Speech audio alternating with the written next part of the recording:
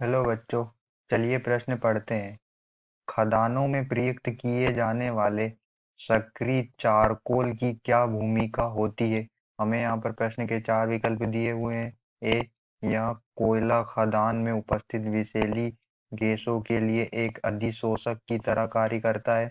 B, यह कोयले की खदानों में उपस्थित कोयले के कणों के लिए अधिशोषक की तरह कार्य करता है। सी, यह उस मास्क की तरह कार्य करता है जिसमें से होकर निश्वासित एक्सहलेट गैसें बाहर विसरित होती है। डी, यह प्रकाश के प्रकीर्णन के लिए एक आधार की भांति कार्य करता है। चलिए अब हम प्रश्न की मुख्य अवधारणा देख लेते हैं। तो यहाँ पर हमारे प्रश्न की मुख्य अवधारणा क्या होगी।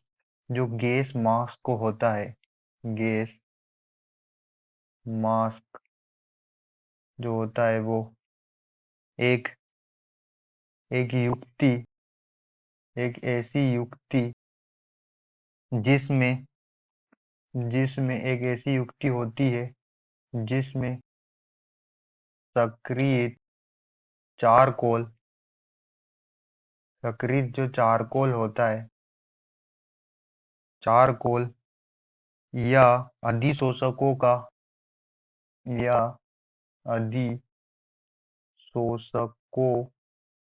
का मिश्रण अधिशोषकों का मिश्रण होता है और इनका जो उपयोग है, चारकोल या अधिशोषकों का जो मिश्रण होता है, इनका जो इनका उपयोग कोयले कोयले की खानों में कोयले की कोयले की खदानों में सांस लेते समय सांस लेते कोयलों की खदानों में सांस लेते समय विषैली विषैली गैसों को अधिशोषित करने के लिए किया जाता है। गैसों को अधिशोषित करने के लिए किया जाता है।